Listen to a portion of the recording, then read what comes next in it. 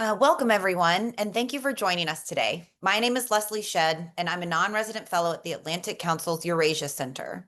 I currently run a public affairs firm called called Rising Communications. But prior to that, I served as the communications director and senior advisor to the House Foreign Affairs Committee under Chairman McCall.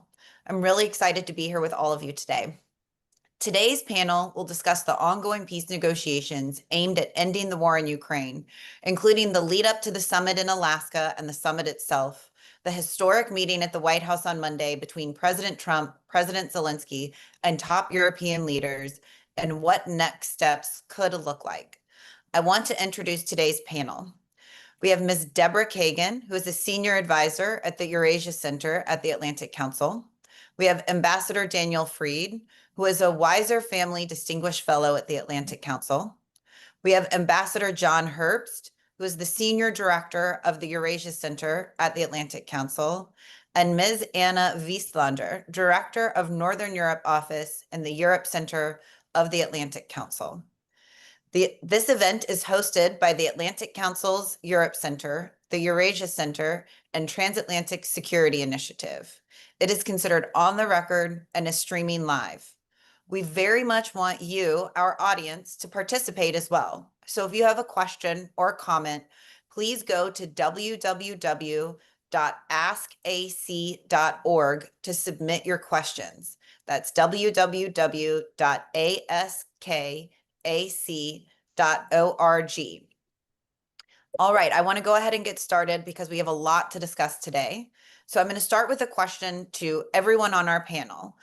We're going to get into specifics during this chat, but I would love to get just a short reaction to Monday's meeting from each of you. So in 3 words or less, what is your reaction to the Monday meeting between President Trump, President Zelenskyy, and European leaders? And Ambassador Herbst, I'm going to go to you first. I'll try and do it in 6 words. It was very good because of the focus on security guarantees with American participation. Great. Ambassador Fried? It opens up a steep and narrow path to a decent settlement for the reasons John said. Wonderful. Ms. Kagan? Devil's in the details. And that was a good one. And Ms. Wieslander? I think Europe increased its leverage. That's my takeaway. Wonderful. All right. It's a good way to get started. So let's start to get into some of these specifics here. Ambassador Herbst, I'm going to start with you once again. Can you walk the August 8th sanctions deadline to the August 15th summit with Putin, and then finally to this August 18th Zelenskyy Europe summit? Okay. The timeline should really begin close to 2 months before the August 8th deadline, because at some point in June, Trump decided he needed to put some leverage on the Kremlin. And that's the only way to actually achieve a peace, by putting leverage on the Kremlin, because they're the ones, the Russians are blocking peace. So he announced in the Oval Office when seeing Secretary General Rutte, I believe it was on July 14, arms would be going from the United States, paid for by Europeans, to Ukraine, including advanced weapons, offensive and defensive. So that's putting pressure on the military side. And that there would be major sanctions if there was not a end to the shooting, major sanctions on Russia and its trading partners within 50 days. And he later shortened that deadline to August 8th. So that set the stage in ways that turned out not that well for Witkoff's visit to Moscow on August 6th. Putin clearly did not want the hammer to come down. And he, of course, continued his charm offensive with Witkoff and through Witkoff with Trump. And according to media, especially in Europe, Witkoff misreported what he heard to Washington. Witkoff reported that the Russians had said, if Ukraine were to withdraw from portions of Luhansk and especially Donetsk, which it currently controls, the Russians would pull back forces in Zaporizhia and Kherson. So that would be an interesting proposal, suggesting some flexibility. But that's not what the Russians were proposing. They were simply proposing that Ukraine withdraw from land it controls in Donetsk and Luhansk, which means it was bupkis, it was nothing. And that report was enough for President Trump to allow his timeline to pass without imposing the sanctions. And that's not a good look when the President of the United States sets a line in the sand and somebody crosses it without consequence. And the reason he did that was because he felt, to be fair, the reason he did it was because he felt he can get some movement towards a general peace by meeting with Putin. And that led to the summit in Anchorage last Friday. But the Russians offered nothing in Anchorage that is publicly known. And in fact, Special Envoy Witkoff just said today again, Russians offered immediate sanctions. But no one has heard what those sanctions actually are, because the Russians have shown no flexibility since the deadline for stopping the shooting lapsed, which of course was Putin's objective all along.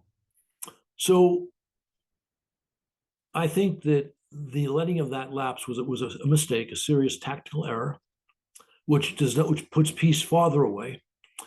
But Trump pivoted smartly from the event in Anchorage.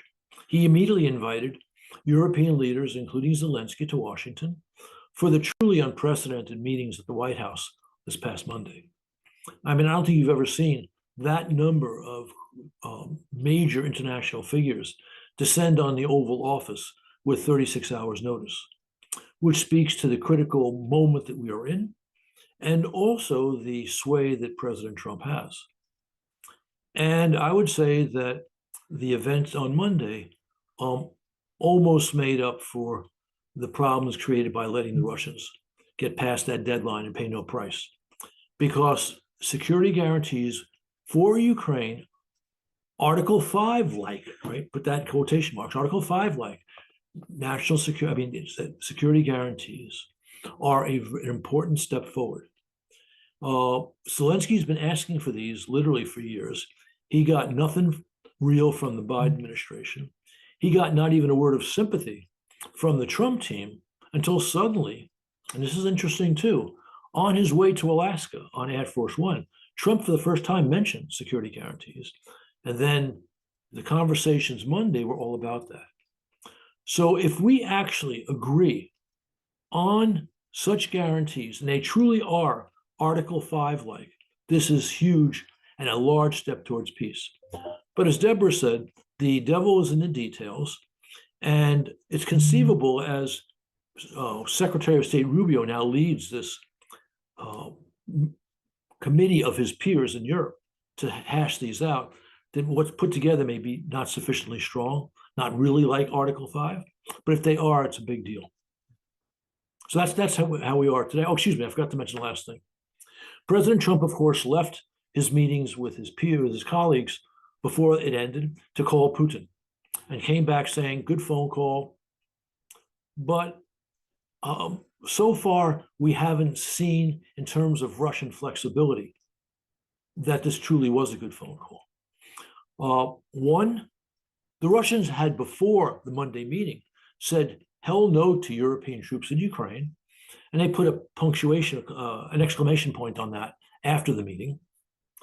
And also in the meeting on Monday, Trump and company agreed it would be a good thing for Zelenskyy and Putin to meet, something that Putin has been avoiding since basically the COVID pandemic hit, and for that to be followed by a trilateral summit involving Trump as well.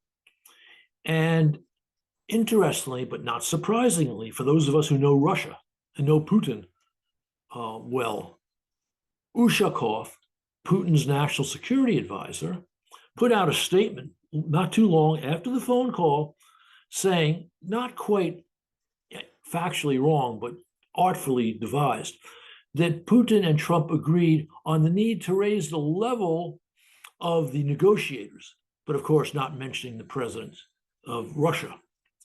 So that's really not what Trump thought he got from that phone call. He was talking about Putin. So again, we've seen no flexibility from Russia since the deadline for sanctions lapsed, and that's still a problem. But if we're going all in on security guarantees, that's a very good step in the right direction, largely making up for the tactical error. Thank you, Ambassador. Going off of this, since we're kind of talking about these security guarantees now, Ms. Kagan, in the wake of Monday's meeting, President Trump and leaders have signaled a potential peace deal would include some type of NATO Article 5 like security guarantees for Ukraine. But obviously, these specifics are still being hammered out. Within the last 24 hours, it sounds like perhaps they would not include US troops, US boots on the ground, but could include US air support. So, what do these security guarantees need to include, and what are the chances we actually get there? Right, thanks so much, everyone. I'm going to open up by saying I first agree with Dr. Wieslander on her statement. This is the strongest I have seen the Europeans since the end of World War II. And I think it's be careful what you wish for, because Trump spent so many months castigating the Europeans and saying they couldn't do this. And I think by showing up here, they showed that they are a force to be reckoned with. And more importantly, they also showed that Ukraine is critically important for them, and they weren't going to let Zelenskyy get smacked around like he did the last time he visited the White House. That is huge, and it is something I think neither the president's people around him thought was going to happen. And more importantly, I think Putin overestimated the power Trump has. He thought that Trump could both force Ukraine to do something and could force Europe to do something. And he went into that meeting thinking that, and now he's got, oh my God, the Europeans may not just march smartly and do whatever Trump says, and they might have a mind of their own and do what they want, and they're powerful enough to do that. So I think that is all positive, because it's a wake-up call for Putin that he can't just talk to one guy and hope everything goes away. The next part of this is, I say the devil's in the details, because I think the President Trump has said certain things in those meetings with these leaders and with Zelenskyy. And I am betting a huge sum of money that there are people around Trump who are going to spend a lot of time walking that back. And what I mean by that is they're going to try a very de minimis approach to security guarantees, to do as little as possible to carry that out. And when you go, there was a meeting last night that was chaired by the chairman. That's out in the press now. And there is a meeting right now going on at NATO, chaired by the head of the NATO Military Committee, with all 32 nations, their CHODs and the like, discussing that the sort of architecture of what those security guarantees are. And there will be follow-on meetings, I understand, to further look at this. Two things I want to say about that. First, process. I don't know that I would have done this at NATO writ large. There's a couple of countries in NATO who I suspect will hang up the Zoom call or the whatever secure they use to have that call, and pick up the phone and call Vladimir Putin and give him a readout. I don't think I have to say the name of the person I have in mind most who would do that. I think we all know who that is. And I think that was unwise.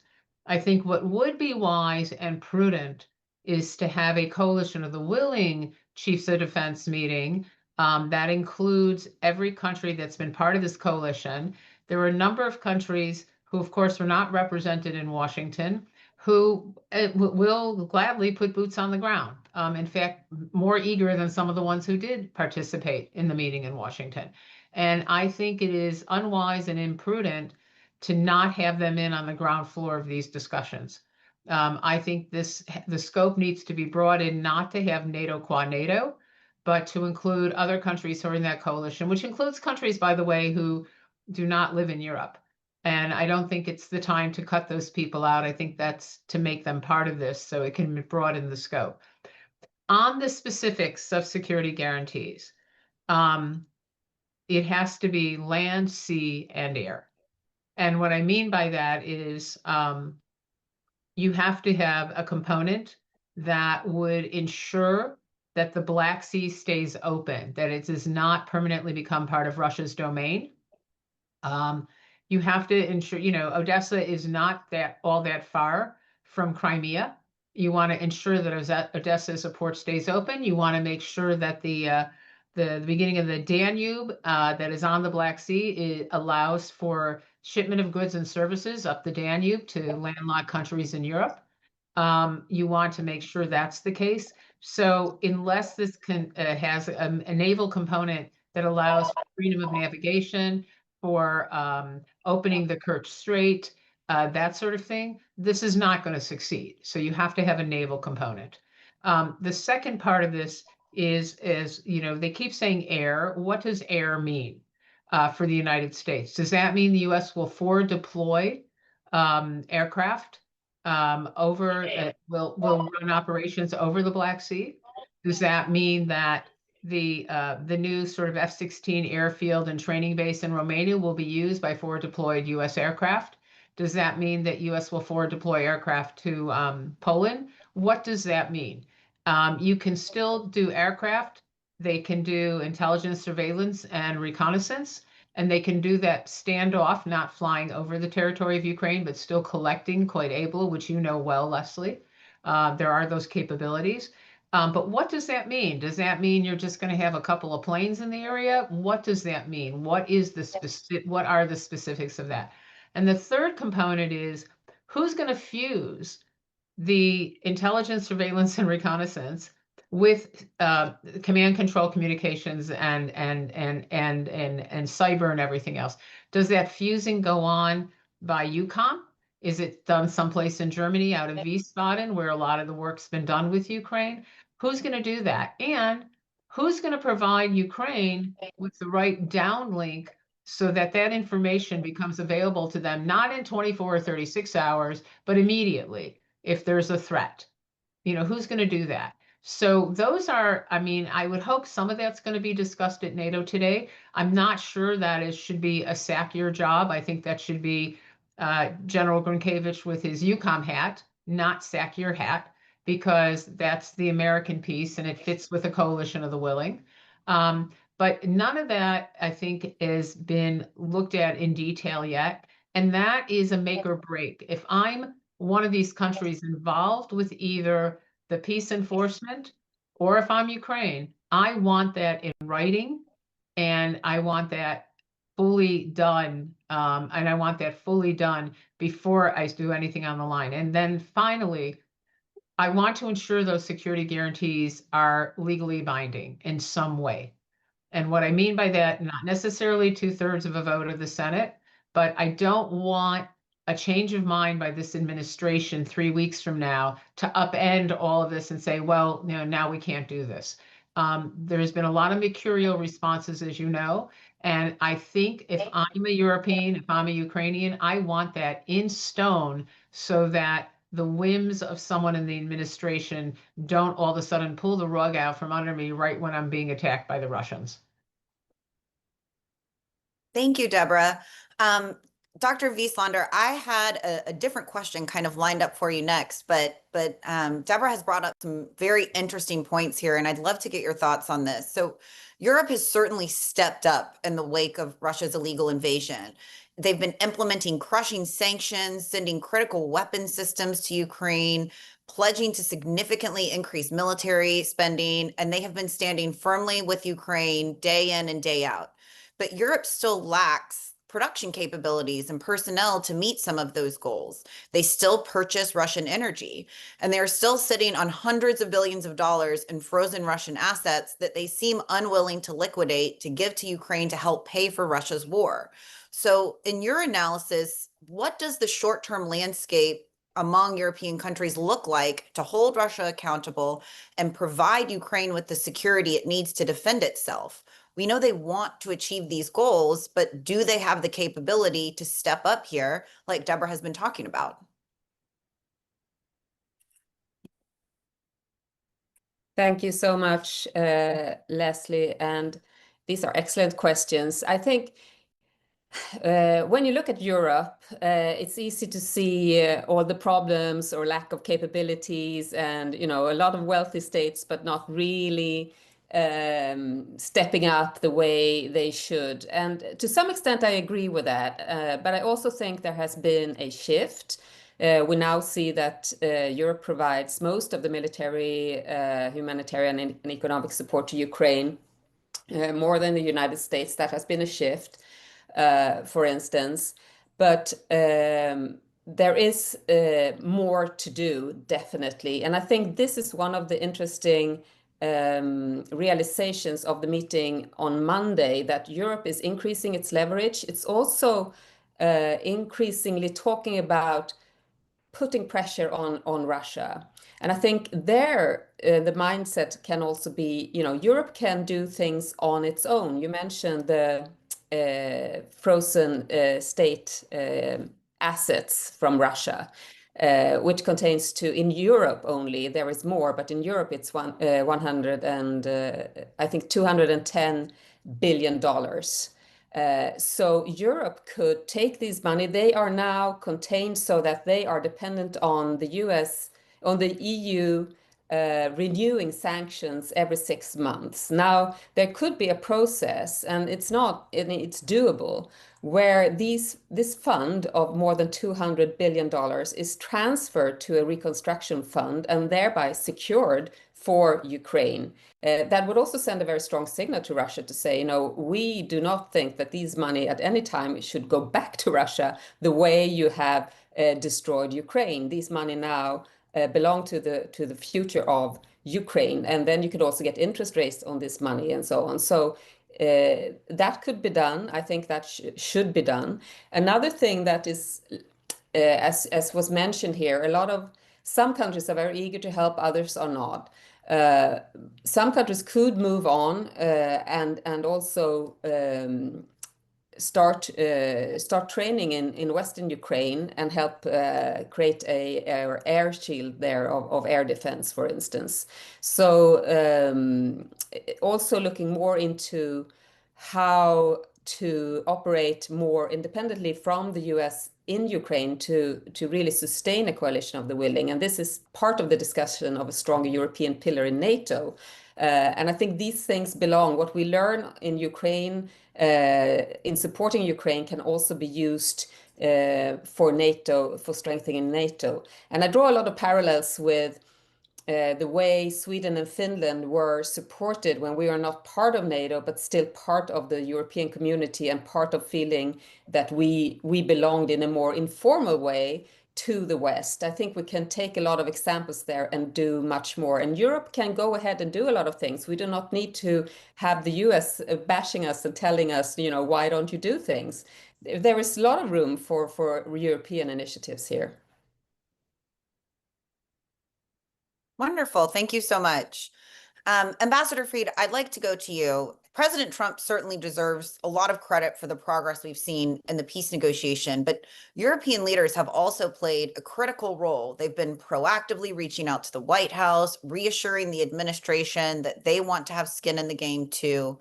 And I think a lot of that is why they were here on Monday having these really important historic meetings. So what do you make of how the European leaders, and please feel free to note any specific leaders here, how do you think they handled the summit between President Trump and President Zelenskyy?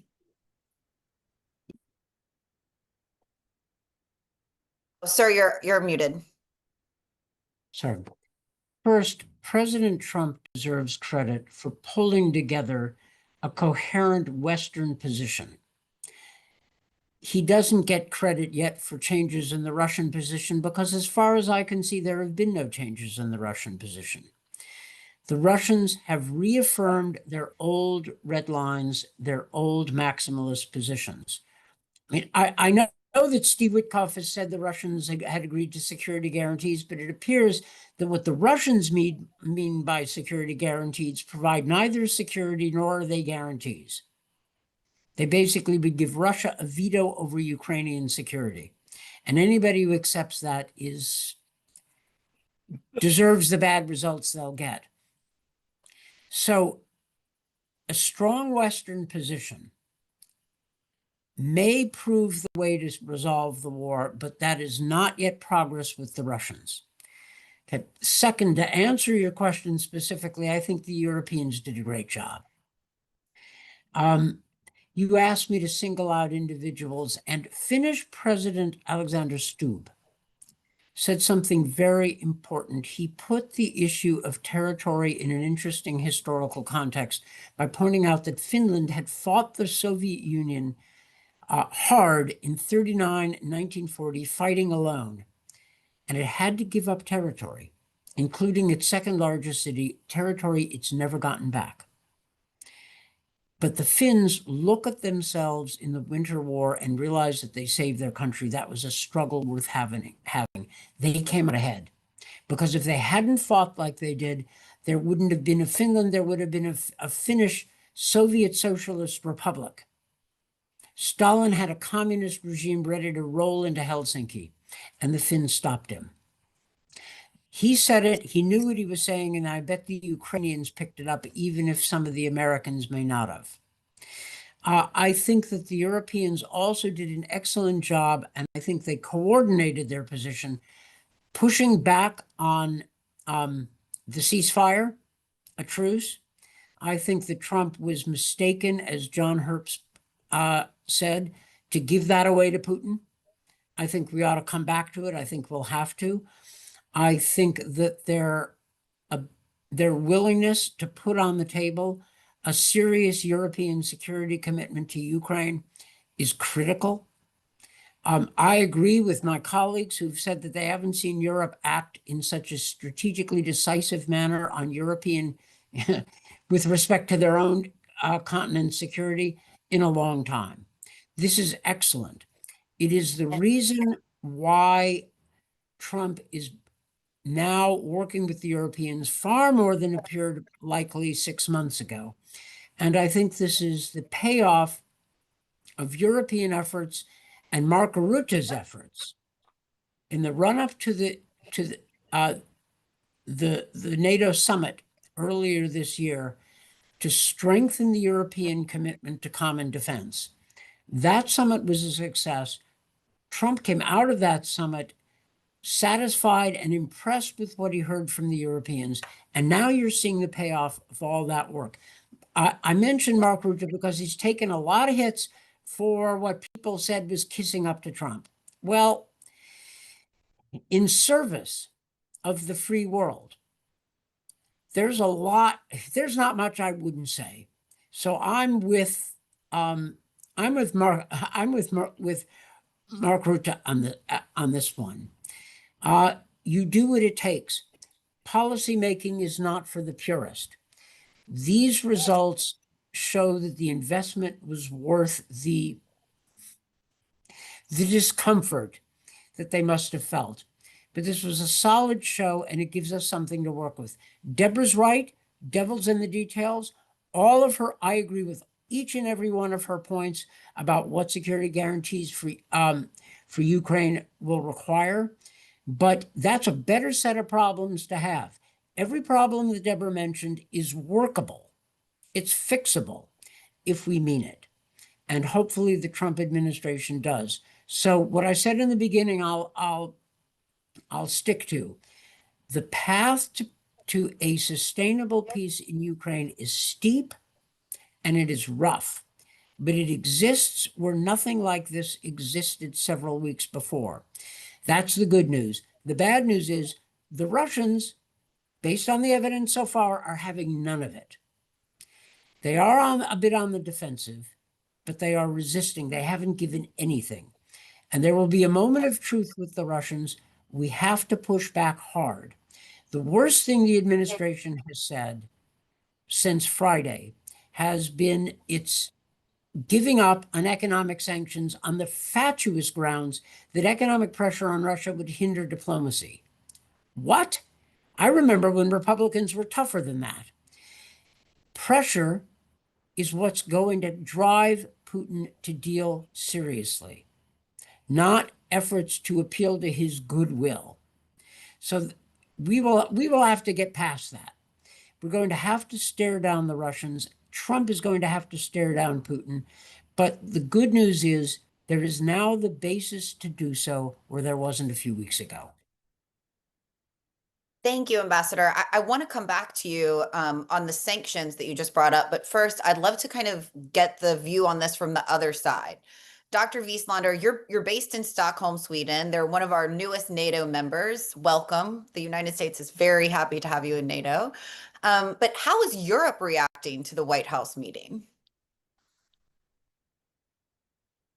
Well, I think you have to look at the dynamics also before the Alaska meeting, where I think Europe perceived that, President Trump was very eager to get some kind of deal or result in Alaska. Putin was not that eager to have a deal at all. Europe united, but there was also a realization around supporting Ukraine and a strong language, but had a feeling that we did not have that leverage that much into the process. So looking at the Alaska meeting, I think the results that have been mentioned here, that the shift from ceasefire to peace agreement and the kind of lack of enforcing the severe consequences, even though there was not a ceasefire, that woke Europe up. And I think that was a really good signal also for Europe to use the work they had done, to put in to have the political unity around how they wanted Ukraine to be supported and what Europe could do, and take that into the Washington meeting. So that was it was a great experience to see that Europe was at the table at that point and that they were able to discuss seriously these issues that we have touched upon. So I think now after the Monday meeting, there is some sense of cautious optimism in the European capitals on that there should be a diplomatic kind of momentum now in two perspectives. I think there is President Macron of France mentioned this, that President Trump has kind of seen the light. I think he said that, he understood more of the complexity of the issue of the peace process, what will be needed, and that Europe and President Trump were more aligned.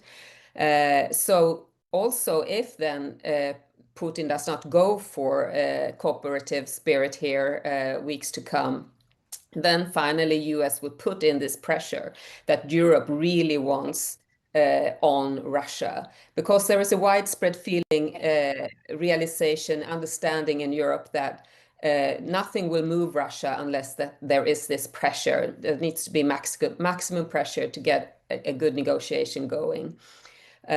So I think also the issue of the security guarantees that we have discussed a lot, this whole shift was very important, gave a lot of energy now into Europe.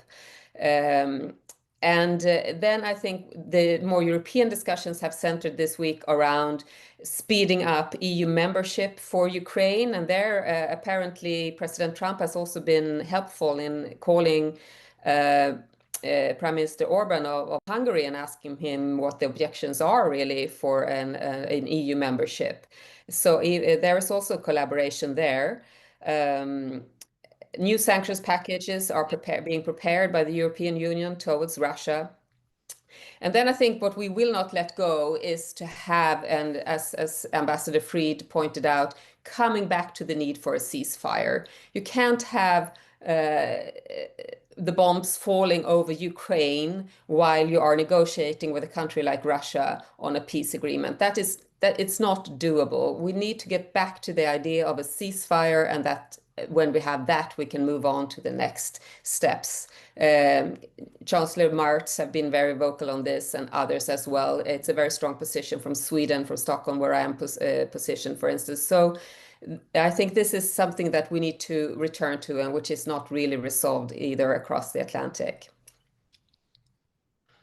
So I think Dr. Wieslander brings up something, interesting here that a lot of people have been talking about. We've spent some time today talking about the lead up to these meetings and the meetings themselves, but there's obviously a lot of interest in next steps, right? Especially in these negotiations. And I'd love to kind of assess the two options here. First, that Putin continues to refuse substantive negotiations.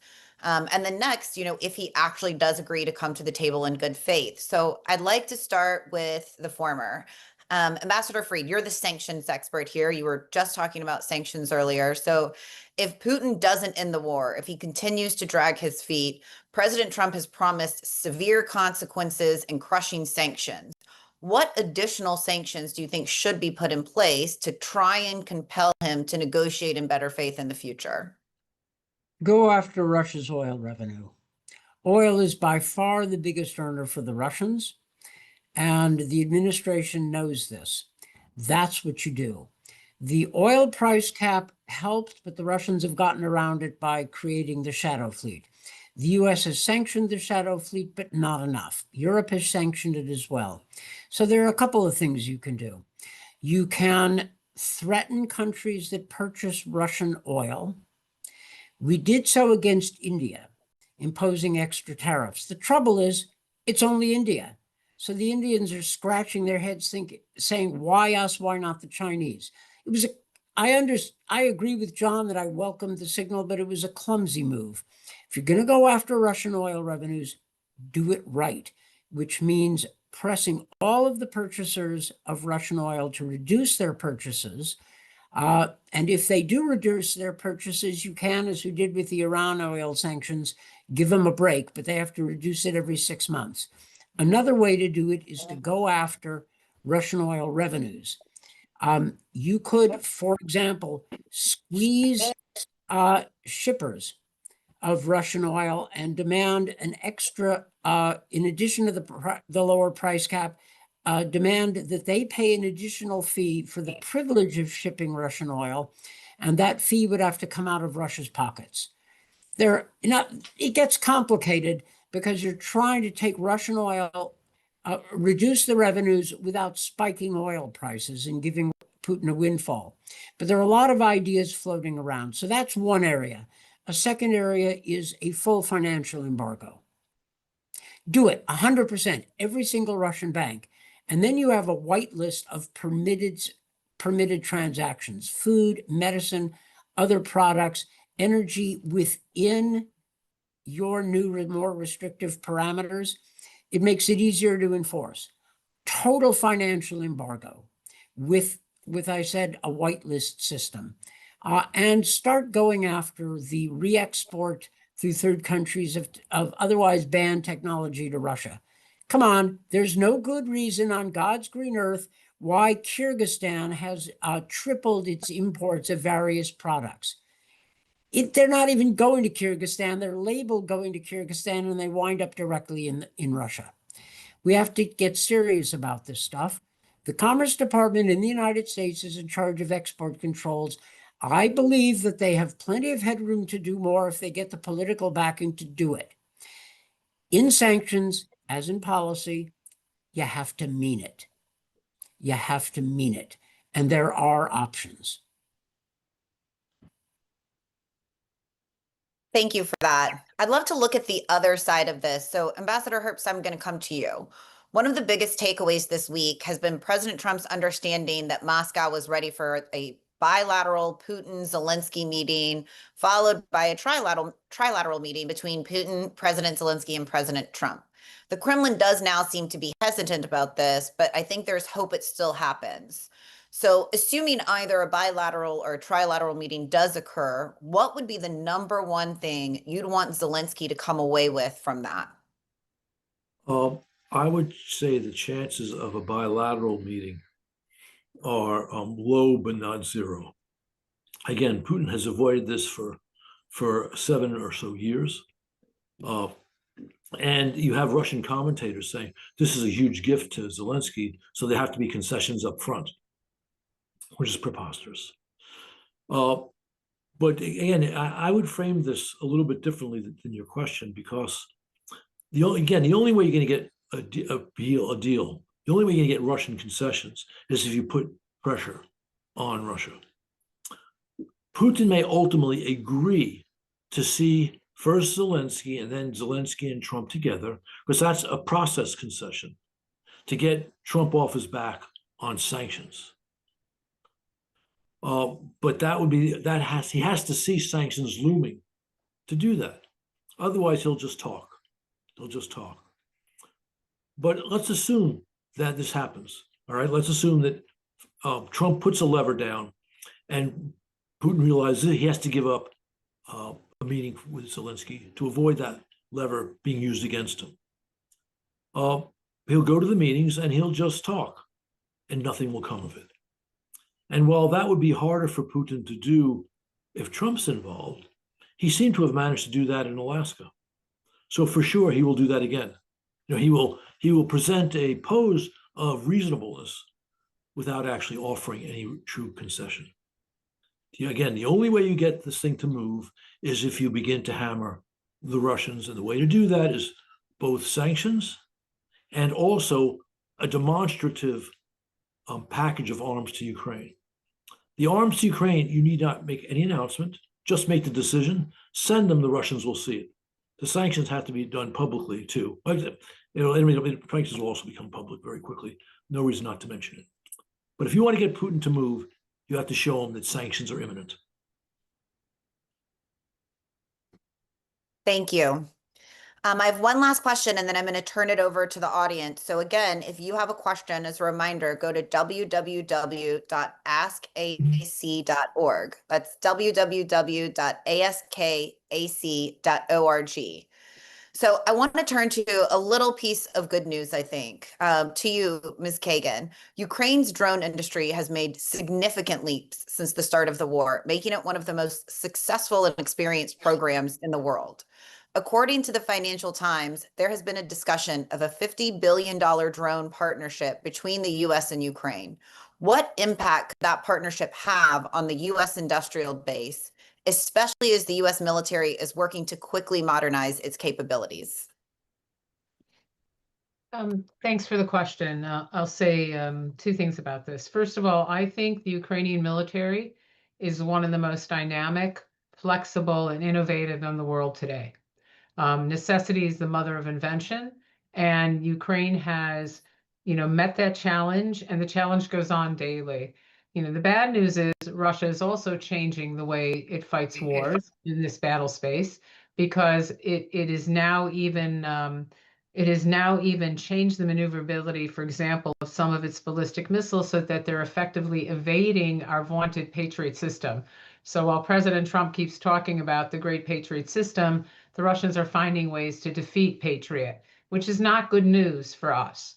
One of the things that the Ukrainians do, and arguably a lot of the European, not the major defense firms, but the smaller ones do well, is being able to make changes and implement changes to make your weapons more effective. The Ukrainians are very good at changing the dynamic of how a system works. We're a little more hidebound. As you know, we have a number of defense majors, and if you tell them something's not working, it could take them a year or more to fix the change. So what's going on now in Ukraine is the modern battle space is seeing an industrial revolution, not every 6 months, they're seeing it every 2 to 3 days.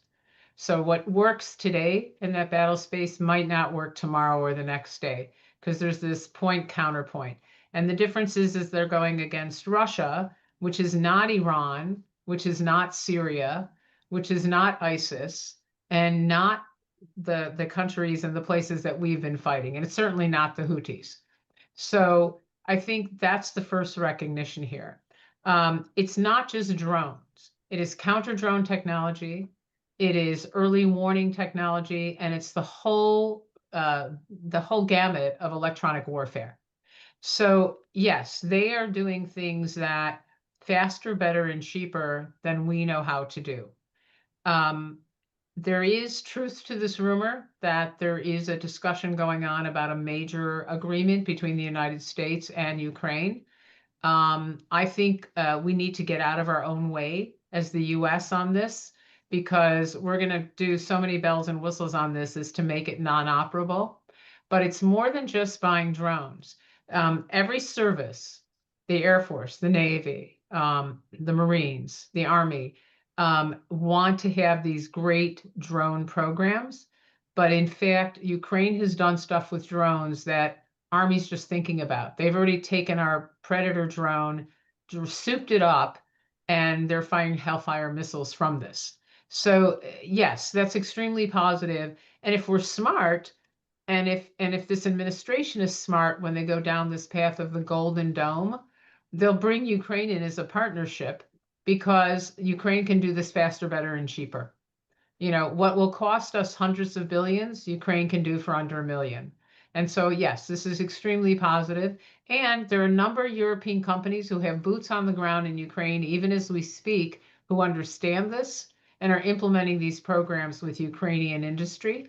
And a number of European countries have already signed joint ventures with Ukraine on licenses to build drones in their own country, not only for Ukraine, but for themselves. And so this is all a positive movement. But I have to take this opportunity to say one other thing that we didn't mention before and we should have. I am very concerned about the Trump administration thinking that you could trade off large chunks of Ukraine for security guarantees. First of all, on what planet does Russia get to dictate to the United States of America what is and what is not acceptable? The last time I looked, we were a superpower, a better superpower than Russia could ever hope to be. And to say that Russia is going to give us permission to do security guarantees is outrageous. That we would even say that statement in public. And it's embarrassing for me as an American when I hear Steve Witkoff say things like that. It drives me absolutely crazy. And the second part of this is, Putin, there's no threshold so low that Putin won't trip over it. And part of this exchange of territory issue that bothers me the most is this concept of trading all of this territory, even sections that Russia does not occupy. There are parts of Ukraine that are so strategically important that if you let Russia get them, no sane peacekeeper, peace enforcer for Europe is going to go there, because it is the equivalent of Israel giving back the Golan Heights. That's the Western Donbass is that strategically important for Ukraine. So if that is on the table in any of Trump's discussions with Putin, it's insanity times 10. I just needed to get that off my chest. Thank you. Thank you, Deborah. I'd like to turn to audience questions now. So again, one more reminder, if you have any questions, you go to www.askac.org and submit your questions there. So I'd like to go to one. Jack Krupansky, and I apologize if I'm not saying that correctly, has brought up a really interesting topic, which is, beyond the conflict directly in Ukraine, there's also very serious and very real concern about Putin's aspirations for other countries in the region. So even if we end with a peace deal in Ukraine, do we have expectations that Russia won't repeat this same success or this same kind of operation in other countries in the region, countries like Georgia, countries like Moldova, et cetera? And is there something else that we should be doing on top of just security guarantees for Ukraine to try to stop this from happening? I'd love to go ahead and let's start with you, Dr. Wieslander. It looks like you're interested in talking on this one. Thank you very much. Well, I think it's a super interesting and very important question. And it goes to the point that in Europe, especially Northern Europe, where I am, Eastern Europe, it's paramount to see Russia not as a limited military threat just to Ukraine. And if we kind of solve Ukraine, Russia as a problem will go away. We need to have a much more of a systemic approach to Russia, a strategic approach to Russia in the long term. And because Russia's ambitions will not end with Ukraine, even if it's solved there, so to say. I think this is a very important thing, that no, the other countries are still at risk. And if we have a bad deal in Ukraine, Russia will definitely feel emboldened. And we are, to be frank and honest, lacking a long-term joint strategy on how to deal with Russia. The most dangerous thing from our perspective would be back to business as usual, or a normal way of looking at Russia, the way we used to look at Russia in the 90s or early 20th, 15 years ago. We need to understand this more systemic threat. We are targeted in Europe every day on Russia's hybrid warfare in various domains, across domains. Why is that if Ukraine is only the problem? We need to take this seriously and work out a strategy. Now a lot of focus goes into Ukraine, but it will not stop with Ukraine. Thank you. Ambassador Fried?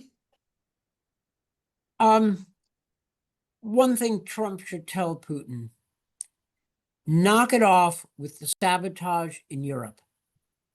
We know what you're doing, cut it out. And if you don't cut it out, we're going to make your life even rougher. Okay, kind of language Trump can use. Remember, the Europeans are dealing with Russian sabotage. And I don't just mean, the Estonians. I mean on German territory, stuff blowing up. Somebody's going to get killed because of what the Russians are doing. So that ought to be one big push. And, we've talked about security guarantees that are Article 5 like. Well, the best security for Ukraine would be Article 5, NATO membership. Trump has taken that off the table for no good reason that I can see. I know Putin hates it.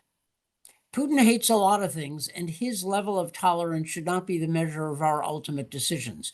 Now, you can have arrangements, and Deborah Kagan was talking about it, that actually provide Ukraine with a sufficient measure of security. But we should stop acting as if we need Russia's permission. This is Deborah's point, and I completely agree with it.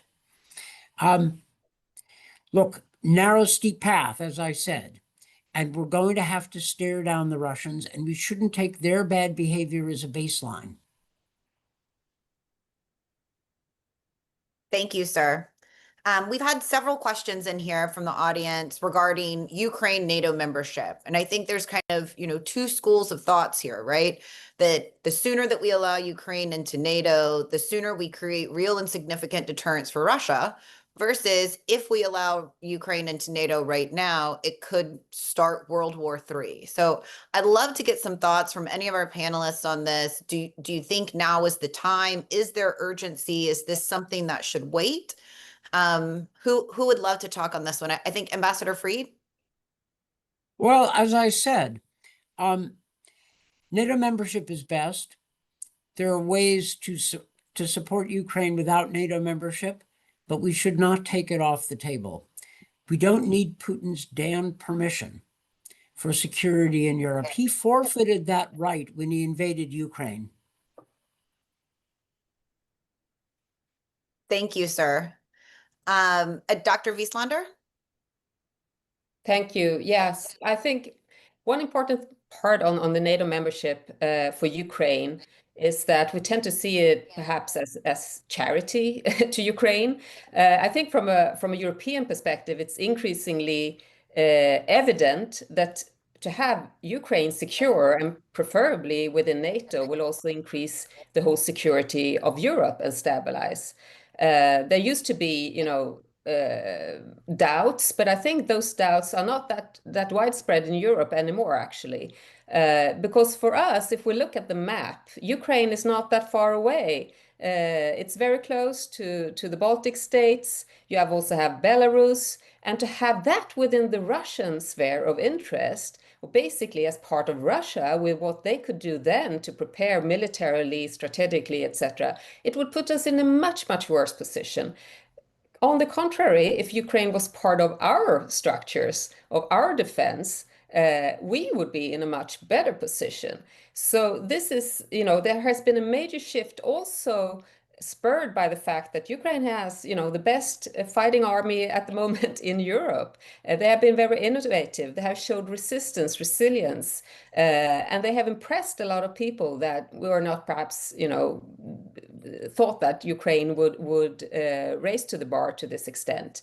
So I think, but it's also this just strategic outlook on Ukraine, on Belarus, on the Black Sea, as was mentioned. For Europe, it would be a strategic advantage to have Ukraine in NATO. Thank you. All right, we have just a couple minutes left, and I have one more question that I'd really like to get to. So what is the best and most accurate way to characterize Russia's advances in Ukraine and put them in perspective so that we neither exaggerate them in an alarmist or defeatist manner, nor do we minimize them to the point that people feel that they are too small to be worth worrying about? Ambassador Herbst? It's unfortunate, but there's almost a quote unquote misguided common wisdom that Russia is advancing and making inevitable gains, albeit slow and at some cost. They have made some gains. We've seen them push forward in Donetsk, and they have most of Luhansk, but not to a point where the Ukrainian lines are actually broken, right? The Russians have been announcing they're taking Pokrovsk for months, and they even put a few troops into the city in the last week or so, but they don't have control. So this story is overplayed, and it contributes to the notion that Ukraine really does have to make critical concessions. And while I don't disagree that Ukraine has to make critical concessions, the people who follow this mainstream narrative forget the Russian concessions, and that's the problem. There's no doubt that if there was a massive infusion of arms, which has to come ultimately from the United States, that small advantage the Russians currently have at the front lines would disappear. But again, the notion that Russia is inevitably moving gets in the way of sound policy. So we have to take seriously the gains Russia's made, again, at extraordinary cost. But that should only cause us to do more, because doing more, A, stops those gains, B, tells Putin that he can't take more territory. So then it encourages him to actually make peace. And finally, one thing we haven't mentioned in this conversation at all, but it's a critical factor, is the problematic state of the Russian economy. And that's one more reason why we need to be putting sanctions in place.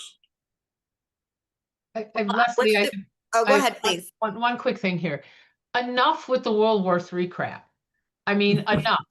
I mean, the fact that there is MAGA land who actually believes this is beyond my comprehension. I have a bridge I want to sell them, right? I mean, this is ridiculous. We are seeing a superpower that makes petroleum byproducts, and we're scared to death of them. They are putting North Koreans, Cubans, Venezuelans on the battle space. They're buying weapons from little widdly Iran. This is not a superpower. This is a joke. And they're damaging, and they're dangerous, and they're genocidal. But enough with this paranoia. We're the superpower. NATO is a nuclear alliance. Enough with this threats about Russia, whose, I think, nuclear triad is limping on one leg at this point. So I think we need to get away from that narrative. And too many people bought into every time Putin says, oh, shiver me timbers, I'm going to wipe you out. Well, yes, Vlad, you might do that, but you'll be dust in 3.5 seconds. So enough of buying into this narrative. It is the most aggravating, dumb thing I have ever heard. Actually, let me just make one point on this. It's really quite ironic that parts of the MAGA community who claim that they're tough as nails, just like the Biden administration, are intimidated by nuclear threats from Russia. We are the superpower. We can manage this. We've managed it in the past. And Deborah's right, it's time to knock it off. Well, we obviously could talk about this for days and days, but unfortunately we are at our time here. So I want to thank everyone who tuned in today. We appreciate having you here. And I especially want to thank all of the panelists that participated today for your thoughtful insights. And we look forward to continuing this discussion in the future. Thank you, everyone. Thank you. Bye-bye.